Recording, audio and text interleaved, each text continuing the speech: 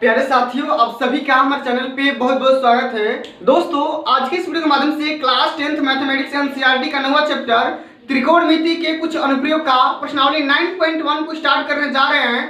प्यारे साथियों, ये जो चैप्टर है बोर्ड परीक्षा के पॉइंट ऑफ व्यू से भी बहुत सारा इंपॉर्टेंट रोल प्ले करता है। और बच्चों, आज की इस वीडियो के माध्यम से हम सभी इसी चैप्टर के बारे में स्टडी करेंगे। तो आप सभी से हम्बल रिक्वेस्ट है, वीडियो को ध्यान से देख लेना, अंत तक जरूर देखना, वीडियो को लाइक कर देना, शेयर कर देना।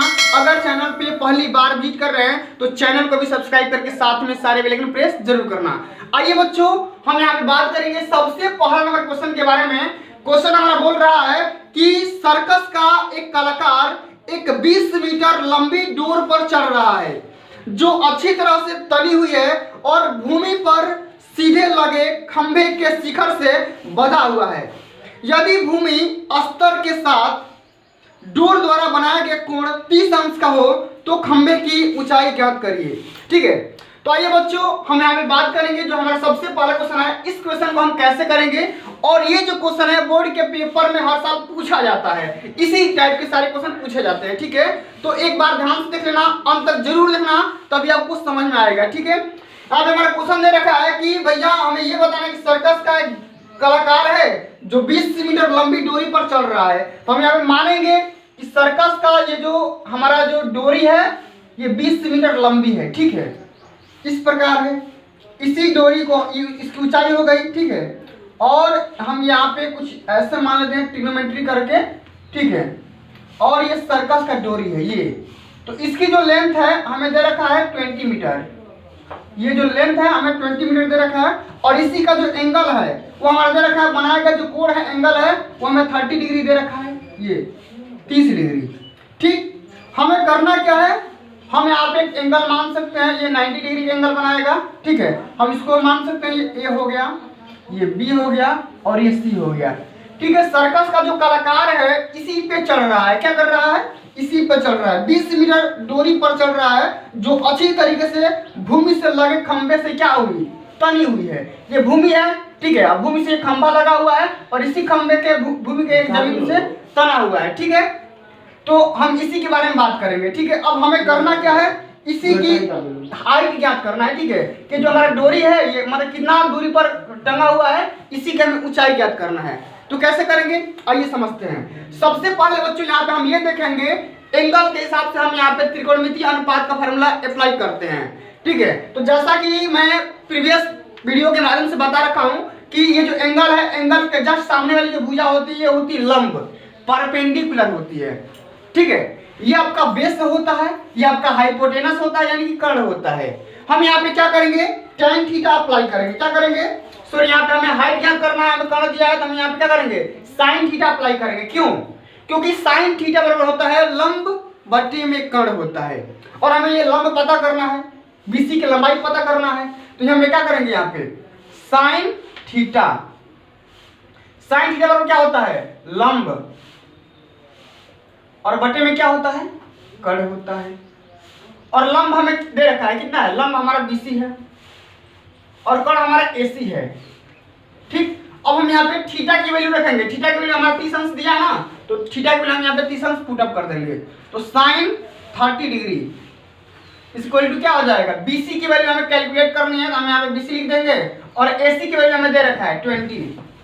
ठीक, अब आप सभी को पता होना चाहिए कि sin 30 अंश की वैल्यू कितनी होती है। तो sin 30 अंश की वैल्यू कितनी होती है बच्चा, 1/2 होती है, यानी कि 1/2 होती है। हम यहाँ पे रख देंगे 1/2 इज इक्वल टू क्या हो जाएगा, BC/20। ठीक, अब यहाँ से BC बराबर निकाल सकते हैं, BC बराबर हो जाएगा 20/2 यानी कि 10 मीटर। क्या निकल कर आ जाएगा, 10 मीटर। ये हमारा क्या हो जाएगा, आंसर हो जाएगा। ठीक है, इस प्रकार हम करेंगे। ठीक है, इसी प्रकार हम बढ़ेंगे अगले नंबर क्वेश्चन के बारे में। तो हमारा अगला क्वेश्चन दे रखा है कि आंधी आने से एक पेड़ टूट जाता है और टूटा हुआ भाग इस तरह मुड़ जाता है कि पेड़ का शिखर जमीन को छूने लगता है, और इसके साथ 30 अंश का कोण बनता है। पेड़ के पाद बिंदु की दूरी जहां पेड़ की शिखर जमीन को छूता है 8 मीटर है, तो पेड़ की ऊंचाई ज्ञात करिए। अब इस क्वेश्चन को कैसे हल करेंगे, तो सबसे पहले बच्चों यहाँ पे देखो, एक बात मैं आप सबको बताना चाहता हूँ, हर वीडियो में बताता हूँ कि देखो हाइट एंड डिस्टेंस के सारे क्वेश्चन करने के लिए आपको क्या करना पड़ेगा, सबसे पहले आपको डायग्राम बनाना पड़ेगा, फिगर। जब आप फिगर बनाओगे समझ में आ जाएगा, वहीं से बात क्लियर एंड कट हो जाएगी, ठीक है। और ये सबसे पहले हम यहाँ पे क्या करेंगे, हम यहाँ पे मान लेंगे एक पेड़ है, ठीक है, हम यहाँ पे मान लेंगे कि पेड़ है ये हमारा, ठीक है, ठीक। अब आंधी आने की वजह से ये पेड़ का आधा जो माने कोई भी हिस्सा है ये टूट जाता है। अब जाहिर सी बात है जब पेड़ का हिस्सा टूटेगा तो इसी फॉर्म में वो बिखरेगा। ये मान लो हम यहाँ पे ये अर्थ मान लेते हैं, जमीन मान लेते हैं, ठीक है। तो पेड़ का जो हिस्सा है इस टाइप से टूटता है, ठीक है। इसकी जो भी ऊंचाई है मतलब कि ये इस तरीके से आके जमीन से टेकअप हो जाती है, गिर जाती है, ठीक है। तो हमें करना क्या है, इसी की हमें ऊंचाई ज्ञात करना है कि पेड़ की ऊंचाई क्या होगी। तो हमारा मान लेते हैं कि पेड़ यहाँ पे, इसको हम मान लेते हैं ए मान लेते हैं, ये हम बी मान लेते हैं, ये सी मान लेते हैं और ये डी मान लेते हैं, ठीक है। तो पेड़ की जो टोटल डिस्टेंस होगी, ऊंचाई होगी, वो कितनी होगी, हाइट कितनी होगी, बीडी होगी। ये आपको पता होना चाहिए, ठीक है, क्योंकि हमने ये पेड़ स्टार्टिंग में इतना माना था, तो ये आपको पता होना चाहिए, ठीक है। अब हमें करना क्या, हमें एंगल दे रखा है कि हमें एंगल यहाँ पे 30 अंश कोण पे आकर के लग जाता है, ठीक है। एंगल हमें दे रखा है क्वेश्चन में, आप समझ सकते हैं क्वेश्चन में 30 अंश का कोण यहाँ पे दे रखा है। लेकिन एक बात और हमें दे रखा है कि ये जो डिस्टेंस है, ये जो डिस्टेंस है वो कितना दे रखा है, ये हमें दे रखा है 8 मीटर। कितना दे रखा है, 8 मीटर दे रखा है, ठीक है। तो हमें करना क्या है, सबसे पहले प्यारे साथियों हम क्या करेंगे, हम यहाँ पे सबसे पहले ये वाली भुजा निकालेंगे। क्या करेंगे, सबसे पहले ये वाली भुजा निकालेंगे। तो ये वाली भुजा आसानी से हम कैलकुलेट कर सकते हैं, लेकिन उससे पहले क्या करना होगा, समझिए बात को। तो हम ये वाली भुजा निकालने के लिए हम क्या करेंगे, यहाँ पे tan थीटा अप्लाई करेंगे, ठीक है। हम यहाँ पे क्या कर देंगे, tan थीटा अप्लाई करेंगे। आइए हम tan थीटा अप्लाई करते हैं, ठीक है। सबसे पहले हमें ये पता होना चाहिए tan थीटा। तो लगाओ यहाँ पे tan थीटा बराबर क्या हो जाएगा, tan थीटा बराबर होता है आधार, क्या होता है, लाल बटा में कक्का, यानी कि लंब बटे में आधार। और लंब हमारा क्या है, सबसे पहले इस वाले एंगल के लिए देखो, ए बी सी के लिए देखोगे तो लंब हमारा हो जाएगा BC। क्या हो जाएगा, BC। तो सबसे पहले BC और बटा में आधार हमारा क्या है, 8 है, AB है, ठीक है। तो BC की वैल्यू हमें कैलकुलेट करनी है, तो सबसे पहले हम यहाँ पे BC रख देंगे, ठीक है। हम यहाँ पे लिख देंगे tan 30 की वैल्यू हम पुट कर देंगे, tan 30 अंश, ठीक है। तो हमारा क्या हो जाएगा, BC और बटे में AB की वैल्यू हमें दे रखा है 8 मीटर दे रखा है। तो सबसे पहले हम यहाँ पे BC की वैल्यू निकाल सकते हैं। तो tan 30 अंश का मान क्या होता है, tan 30 अंश का मान होता है 1/√3। क्या होता है, 1/√3 होता है BC और बटे में 8 हो जाएगा, ठीक है। तो हम यहाँ पे निकाल सकते हैं BC बराबर हो सकता है 8 और बटे में √3, और ये आएगा मीटर में। क्या आएगा, मीटर में आएगा। इतना बात क्लियर समझ में आ गया। इसी प्रकार एक बात और आप समझो कि जब ये पेड़ का हिस्सा यहाँ से टूटा हुआ है, तो हम अगर इसका हाइपोटेनस फाइंड आउट कर लेते हैं तो हमें ये पता लग जाएगा कि जो भी पेड़ का हिस्सा टूटा हुआ है, ठीक है, यहाँ से यहाँ तक तो हमने डिस्टेंस निकाल लिया। अगर हमें इसका हाइपोटेनस समीकरण अगर पता चल जाएगा तो हम ये डिस्टेंस और इस डिस्टेंस को जब जोड़ देंगे, ऐड कर देंगे, तो हमारा ये जितना ये CD होगा उतना ही AC की लंबाई होगी, ठीक है। तो हम यहाँ पे BD की वैल्यू भी हम कैलकुलेट कर सकते हैं, क्योंकि हमने ऑलरेडी यहाँ पे फाइंड आउट कर लिया है कि BC की वैल्यू 8/√3। अब हम ये फाइंड आउट करने की कोशिश करेंगे कि हम AC कैसे भी करके पता लग जाए। तो हमें ये तो वैल्यू पता लग गया कि भैया इसकी जो वैल्यू होगी 8/√3 ही होगी, ठीक है। अब यहाँ से हम क्या करेंगे, साइन थीटा की वैल्यू अप्लाई करेंगे, साइन थीटा का फॉर्मूला अप्लाई करेंगे, ठीक है।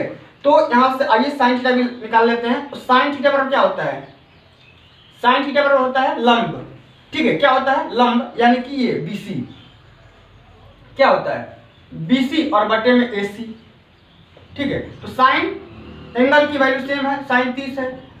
तो BC की वैल्यू हमें पता है 8√3, ठीक है, BC की वैल्यू। और यहाँ पे AC की वैल्यू हमें पता करना है भैया, AC हम यहाँ पे रख देंगे।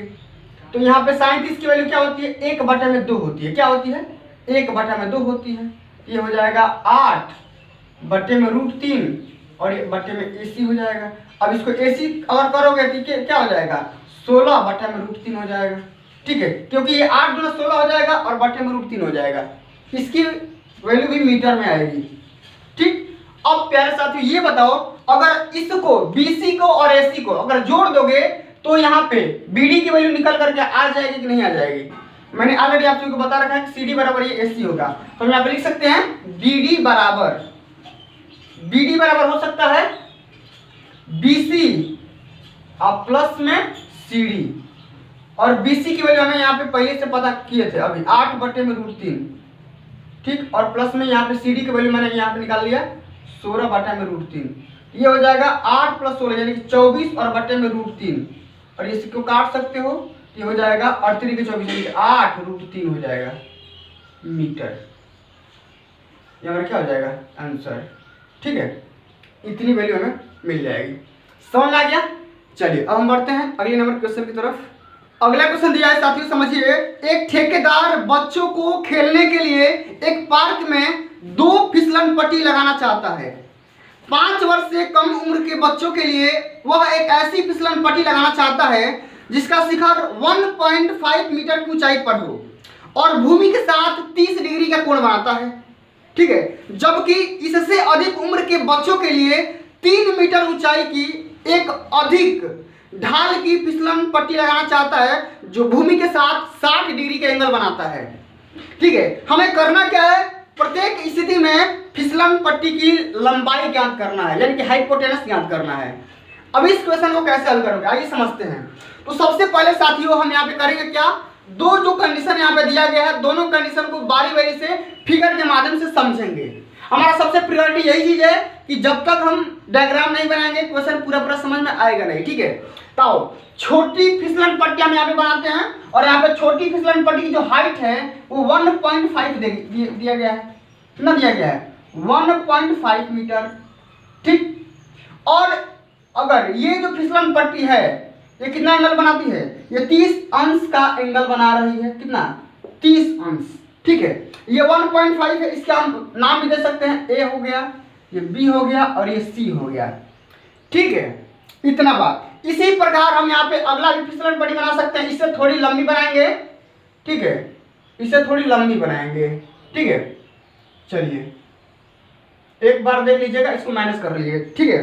अब इसको हम मान सकते हैं P Q और R मान सकते हैं, और ये वाला जो एंगल है ये कितना है 60 डिग्री है, कितना है 60 डिग्री है, लेकिन इसकी जो ऊंचाई है ये है 3 मीटर, क्या है 3 मीटर है। हमें करना क्या है, दोनों कंडीशन में इसकी हाइपोटेनस की वैल्यू कैलकुलेट करनी है, कर्ण ज्ञात करना है, तभी फिसलन पट्टी की जो लंबाई होगी ये हमें पता हो पाएगी। तो हम करेंगे क्या, सबसे पहले साथियों हम अगर इस त्रिभुज में लेंगे ABC में लेंगे, यहाँ पे लिखेंगे त्रिभुज ABC में। अब ABC अगर त्रिभुज लेंगे तो हम यहाँ पे इसकी भी वैल्यू दी गई होगी, ये 1.5 है, ये 30 है, ठीक है, कोई दिक्कत नहीं। तो हम यहाँ से ये निकाल सकते हैं sin 30, क्या निकाल सकते हैं sin 30, यानी कि sin 30 अंश अगर निकालेंगे तो क्या होता है, मैंने ऑलरेडी बता रखा है, ये लंब हो गया, ये आधार हो गया, ये कर्ण हो गया। तो sin 30 यानी कि sin थीटा पर क्या होता है, लंब बटा में कर्ण होता है, यानी कि परपेंडिकुलर अपान में हाइपोटेनस होता है, ठीक है, P/H होता है, ठीक। अब परपेंडिकुलर यानी कि लंब, और लंब हमारे दे रखा है 1.5 और बट्टे में कर्ण, हमें कर्ण AC दे रखा है, AC हम यहाँ पे कर देंगे। sin 30 की वैल्यू आप सभी को पता होगा 1/2 होती है, ठीक है, तो हम यहाँ पे निकाल सकते हैं 1.5 बटे में AC, ठीक। और यहाँ से हम AC की वैल्यू हम यहाँ पे क्रिया गुणा करके निकाल सकते हैं, 3 मीटर निकल करके आ जाएगा, ठीक। तो आपने देखा कि हमने छोटी वाली फिसलन पट्टी की हमने लंबाई निकाल लिया, कितना होता है 3 मीटर आ जाएगा। इसी प्रकार सेम टू सेम यही वाला टर्म एंड कंडीशन इसमें भी अप्लाई करेंगे, sin थीटा की वैल्यू कैलकुलेट करेंगे, इसमें भी देखेंगे। हम यहाँ पे लिखेंगे त्रिभुज PQR में, ठीक है। अब इसमें भैया क्या होगा, sin 60 अंश का एंगल अप्लाई करेंगे, ठीक है, और ये भी होगा P/H। तो P हमारे दे रखा है 3 और H हमारे दे रखा है PR, P और R, और sin 60 की वैल्यू क्या होती है √3/2, क्या होता है √3/2, ठीक। तो ये क्या हो जाएगा 3 और बटे में PR, ठीक। अब हम यहाँ पे ये देख पा रहे हैं कि PR बराबर क्या हो जाएगा, PR बराबर हो जाएगा 3 × 2 डिवाइडेड बाई √3। अब ये √3 से एक √3 कैंसिल आउट हो जाएगा, यहाँ पे बचेगा खाली √3, ये हम ये बोल सकते हैं कि √3 यानी कि 2√3 मीटर आ जाएगा। ठीक, तो आपने ये देखा कि जो अगला वाला जो फिसलन पट्टी है इसकी जो डिस्टेंस आ गई वो कितनी आ गई, 2√3 निकल करके आ गई। क्लियर, समझ में आ गया। चलिए अब हम आगे बात करेंगे, अगले नंबर क्वेश्चन की तरफ बढ़ते हैं। अगला हमारा क्वेश्चन दिया गया है, समझते हैं। चलिए साथियों, हमारा अगला क्वेश्चन दिया गया है कि भूमि के एक बिंदु से जो मीनार के पाद बिंदु से 30 मीटर की दूरी पर है, मीनार के शिखर का उन्नयन कोण 30 डिग्री दिया गया है, तो मीनार की ऊंचाई यानी कि हाइट निकालना है। अब इसको भी करने के लिए हम क्या करेंगे, यहाँ पे डायग्राम बनाएंगे। ठीक है, डायग्राम जरूरी है, इसलिए मैं बार बार बोल रहा हूँ कि भैया आप लोग डायग्राम पहले बनाइए, तभी आप आसानी से सॉल्व कर पाओगे। ठीक है, तो हम यहाँ मान लेंगे मीनार है, ये इसकी हाइट है। ठीक है, इसकी हाइट हमें पूछा जा रहा है, हम मान लेंगे कि h मीटर है। ठीक, अब ये जमीन है। ठीक, और हम ये इसको मिला देंगे। ठीक, और हमें यही वाला पॉइंट दे रखा है, हमें ये दे रखा है कि जो मीनार के पाद बिंदु से 30 मीटर की दूरी पर है, कोई भूमि का पॉइंट है, ये 30 मीटर दूरी पर है। ठीक, ये मान लो A मान लो, ये B मान लो और ये C मान लो।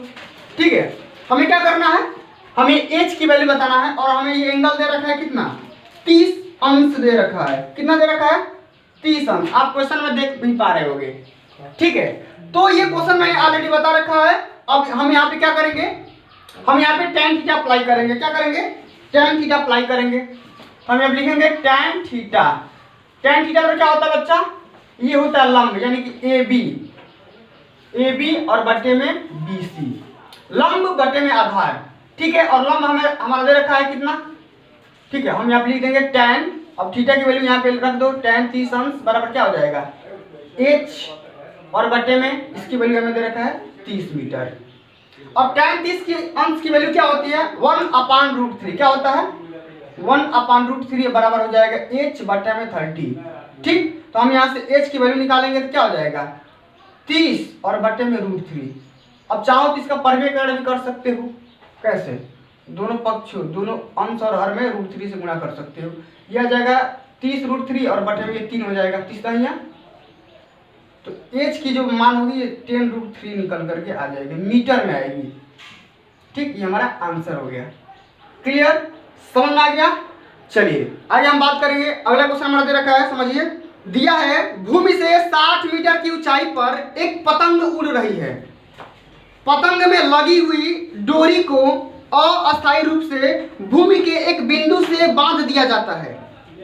भूमि के साथ डोरी का झुकाव 60 डिग्री दिया गया है, तो यह मानकर कि डोरी की कोई ढील नहीं है, माने डोरी में कोई भी ढीलापन नहीं है, तो डोरी की लेंथ कितनी होगी, लंबाई कितनी होगी, यानी कि इसका भी क्या करना है, हमें कर्ण की वैल्यू कैलकुलेट करनी है, यानी कि हाइपोटेनस हमें बताना है। ठीक है, तो समझिए कैसे हल करेंगे। सबसे पहले फिगर बनाएंगे। ठीक है, हमारा सबसे प्रायोरिटी चीज यही है कि फिगर बनाएंगे। हम यहाँ मान लेंगे कि हमारा ये, मान लो ये ऊंचाई दिया गया है। ठीक है, इतनी ऊंचाई पे पतंग हमारा उड़ रहा है, ये हमारा धरती है, जमीन है। ठीक है, ये डोरी की लंबाई है, ये क्या है, ये डोरी की लंबाई है। ठीक है, और हमें दे रखा है 60 मीटर की ऊंचाई पर ये पतंग उड़ रही है, इसकी वैल्यू हमें दे रखा है कितना, 60 मीटर। ठीक है, ये मान लो A मान सकते हो, ये B मान सकते हो, ये C मान सकते हो, और इसका जो एंगल दिया गया है, एंगल भी हमें पता है 60 अंश के झुकाव पे ये उड़ रहा है। ठीक है, इतना चीज हमें दिया गया है। हमें ये भी कैलकुलेट करना है कि इसमें जो ढीलापन है, यानी लूज 1% भी नहीं है, ये जो डोरी है इसमें ढीलापन नहीं है, तो हमें इसी की वैल्यू कैलकुलेट करना है। जो डोरी की लंबाई है, लेंथ है, वो कितना होगा। आइए समझते हैं बच्चों। तो हम ये जानते हैं कि लंब में और कर्ण में किसका अनुपात होता है, ये होता है साइन थीटा का। ठीक है, तो हम यहाँ पे साइन थीटा का एंगल अप्लाई करेंगे, तो हम यहाँ पे लिखेंगे साइन थीटा। साइन थीटा का क्या होता है, लंब। लंब मतलब AB, कर्ण मतलब AC। ठीक है, और यहाँ पे हमारा एंगल दिया गया कितना, 60 अंश, तो साइन 60 अंश बराबर क्या हो जाएगा, AB की वैल्यू हमें दिया गया है 60 और बटे में AC की वैल्यू हमें बताना है। ठीक है, तो साइन 60 की वैल्यू क्या होती है, साइन 60 की वैल्यू होती है √3/2, ये हो जाएगा 60 बटे में AC। ठीक है, तो ये हम AC बराबर निकाल सकते हैं, ये हो जाएगा 60 गुणे 2 और बटे में √3। ठीक है, तो हम AC बराबर ये निकाल सकते हैं, और परिमेयकरण कर सकते हो, ये कटा भी सकते हो। ठीक है, तो परिमेय कर दो √3 और बाटा में √3, तो क्या हो जाएगा ये। अब हम ये कर सकते हैं कि 3 से कटा सकते हैं 20 बार में, तो 20 × 40 और बटे ये √3 आ जाएगा, ये क्या आ जाएगा मीटर आ जाएगा। ठीक है, इस प्रकार हम इस तरीके से क्वेश्चन को हल कर सकते हैं। ठीक है, तो प्यारे साथियों आज के लिए बस इतना ही। अगर ये वीडियो आप सभी को अच्छी लगी होगी, हेल्पफुल लगी होगी, तो वीडियो को एक बार लाइक कर दीजिएगा, शेयर कर दीजिएगा, अपने दोस्तों में भी एक बार शेयर करिएगा। मिलते हैं अगली वीडियो में, तब तक के लिए जय हिंद, जय भारत, वंदे मातरम।